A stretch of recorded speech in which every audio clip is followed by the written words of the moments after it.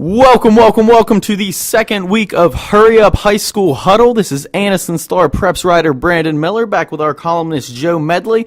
It was a crazy season opening week around Calhoun County, and in week 2 the theme is county teams traveling. We've only got 5 teams at home, but it is set to be a fantastic week. Region play starts, and it's going to be competitive. The biggest game of the week, and it is the game of the week, I'll be there, is Claiborne County at Anniston. Claiborne County enters this game in the top 10, and they played great against Weaver in the first game. Trey Bolton came out with more than 300 yards, and with Anniston, the big thing was Donovan Lucas stepping up. We challenged Anniston, and we said, what do they have? Donovan Lucas answered. The big problem for Anniston in this one is, can they stop Trey Bolton? And I'm not convinced they can do it. Claiborne County's ranked for a reason. Anniston's playing well. I don't think they're at the point that the team in Heflin is at. So I've got Claiborne County in this one, but it's going to be close. Well, this has been a tough game year in and year out. The thing that struck me about last week with Claiborne County is that even with Brady Padgett out, Christian Henson came in and did a really good job, and they were able to score 44 points against a very athletic team. And I tend to agree with you that they're a little bit further along right now than Anniston is. And Anniston showed me something last week though with not just Donovan Lucas running for 178 yards. But you had the quarterback Quint Dobbins come in and he threw for 93 yards. So they have a running dimension and a throwing dimension. But it looks to me like Claiborne County's, this looks like something the year they've been building to, and it looks like they're fairly interchangeable, and that they can go without Brady Padgett and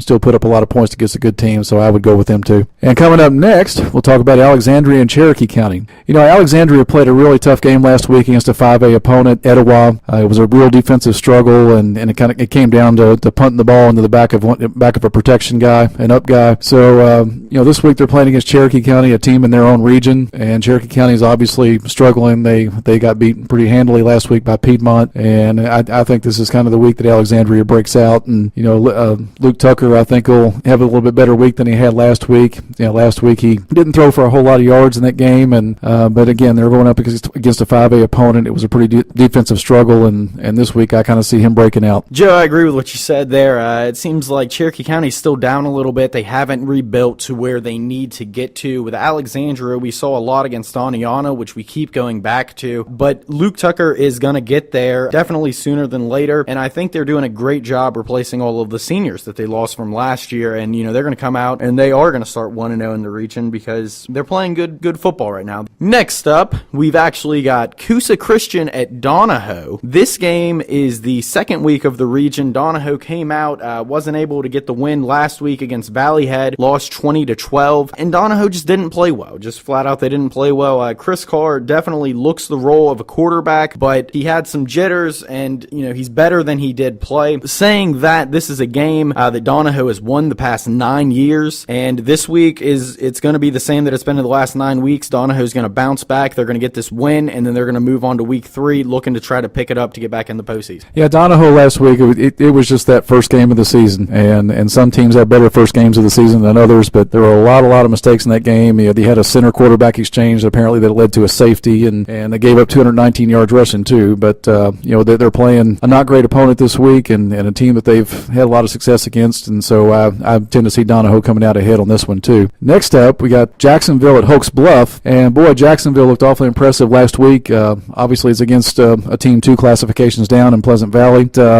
But Jacksonville's got a lot of athletes over there, and I really like Jackson Bell going for 148 yards and 7 carries and 3 touchdowns last week. And Dominic Thomas, 122 yards, 14 carries, a touchdown. I see them as in a different place right now than Hoax Bluff, and I think Jacksonville comes out pretty strong on that one. Agree with you there, Joe. Jacksonville is going to make a push at the postseason. Last week, even though Pleasant Valley is a down team, 2 classifications lower, the offense just looked fantastic. Dominic Thomas is a running back that's going to put up his numbers.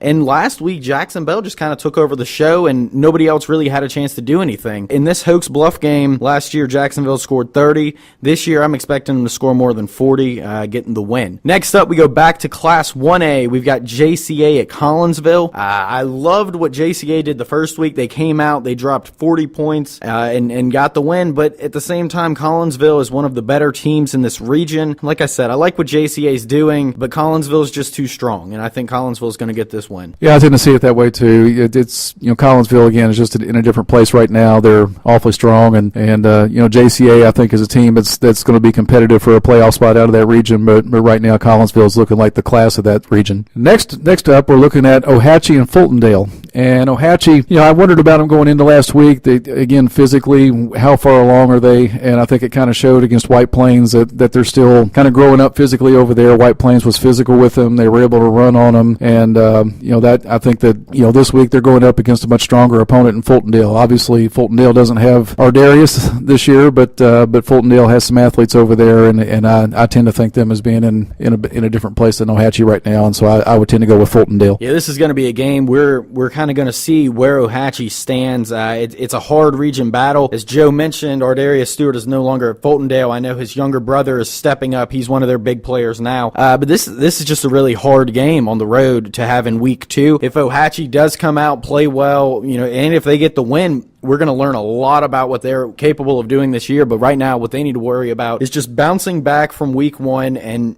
slowly making a move to where they need to be. And we get to the 6A battle with Oxford at Clay Chalkville. This is a game last year. Oxford, they had them at home, and Clay Chalkville is just a very good team. They're in the top 3 in the state. They've obviously got a chance to win it all, even though it's early. Racine Thomas is going to play. I talked to Coach Ryan Herring this morning. He said he's been practicing all week and he is set to play. But at the same time, I think all Rock will be able to do is keep Oxford in this game for a little while. As we saw last week against Carrollton, Oxford's just not there yet. They've got too many players that left after last year with graduation and all, and they've still got to get to that point where they're gelling and they're complete. One thing we saw out of Oxford's game last week with Carrollton is that Carrollton obviously crowded that line of scrimmage. They wanted to stop the run. They wanted to make Rock work for his yards, and they wanted to make Ty Weber throw the ball, and Ty Weber threw for a lot of yards, but they were doing a real good job, Carrollton was, of having, making those short passes and trying to make Oxford work down the field. And I see Clay Chalkville doing a lot of the same thing. In terms of Rock's condition, I didn't recall a play. I was at that game last week, and I don't recall a play where he was down on the field.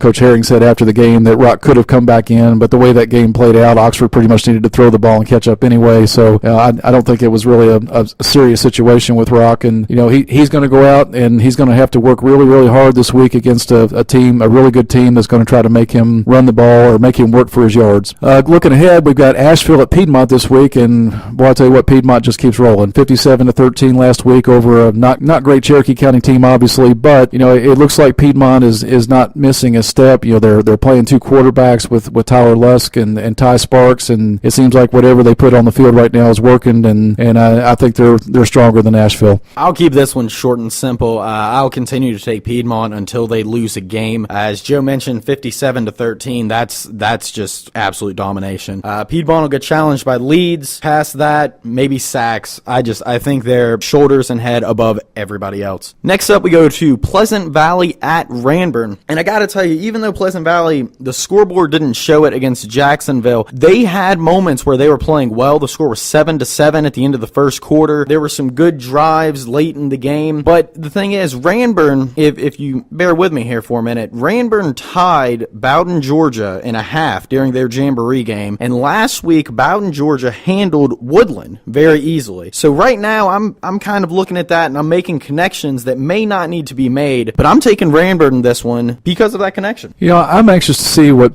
Pleasant Valley can do against 2A competition. So far, we've seen them against a 3A in their Jamboree against Weaver. We've seen them against a 4A against Jacksonville last week. I'm not sure that they've had a match that really indicates yet what they're going to be in their 2A region. I liked what I saw when I saw them against Weaver.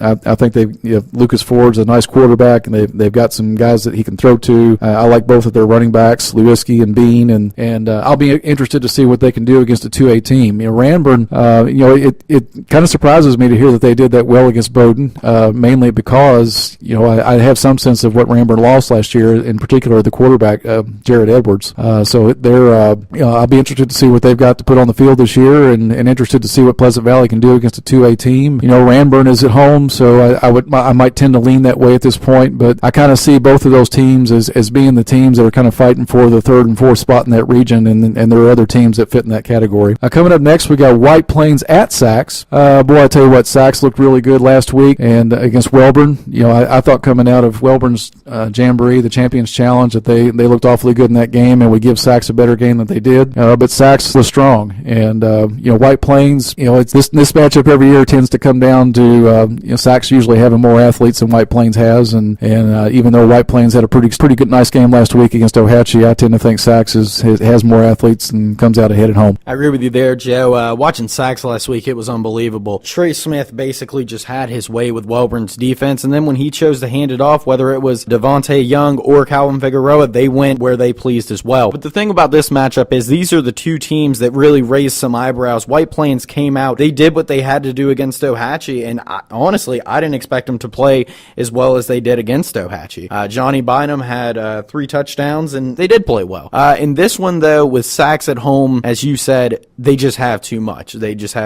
I think Sacs, again, will make a push at the region. I've got them winning this one, and I don't have a team really competing with them in the region until Piedmont. The good news with White Plains is I also did not pick them to win last week. Well, you saw how that game came out. Next up, we've got two teams that you could call it a rivalry, to say the least. We've got Glencoe at Weaver. It's no secret these two teams don't really like each other. It's a very big region game, really to open things up in week 2. And in this one, I'm looking for Weaver to bounce back from last week. Weaver's got a lot of athletes. I still really like Timothy Hawkins as a 4-year starter at quarterback. I like Chris Troje in the backfield. And I think Weaver's they're gonna put in what it has to take to win this game. I think they've got the heart. I think they've got the muscle. Yeah, I like Weaver's athletes too, and having seen them against Pleasant Valley in the Jamboree, I really like the speed that they have in various positions, and I think it's hard to judge them from what happened last week in losing to Cleburne County. Cleburne County is a good 4A team. Weaver's obviously a 3A team, so I think this is the week where we're going to see what Weaver is against region competition, and I think they compare pretty favorably to Glencoe. And obviously that's the same region where you got Sacs and you got Piedmont to think about down the road. But I like Weaver in this game. And finally, here we got Welborn at Vincent, and I'm kind of developing some question marks about Welborn at this point. I was really encouraged with their performance against Strawn in the Champions Challenge. I thought they did well against a ranked 3A team, but then they come out last week and didn't do as well as I thought they would do against Sacs. Even though I thought Sacs would win that game, I thought it would be closer than 37-14. Starting to wonder maybe if the losses on the offensive line mean more than maybe we realized in preseason with Welborn. They only had 59 yards rushing against Strawn, had 103 last week, but you can tell they're really having to work for those rushing yards. And Welborn is a better team when they can make that double wing 3-back attack work and then throw out of it, as opposed to having to be throw and be the thing that they have to do to get yards. So, but Vincent, I tend to think that Welborn's in at least equal, if not better than Vincent at this point. So I think they go on the road and get region play started with a W in this one, but I'm kind of wondering about Welborn down the road. Big thing with Welborn in this game is they have to get back and they need to start playing Welborn football. I've seen them play several times over the last year, and simply put, last week was just not the Welborn team I've ever seen play. Even in the game last year with Fife, which they did not win, they played so much better.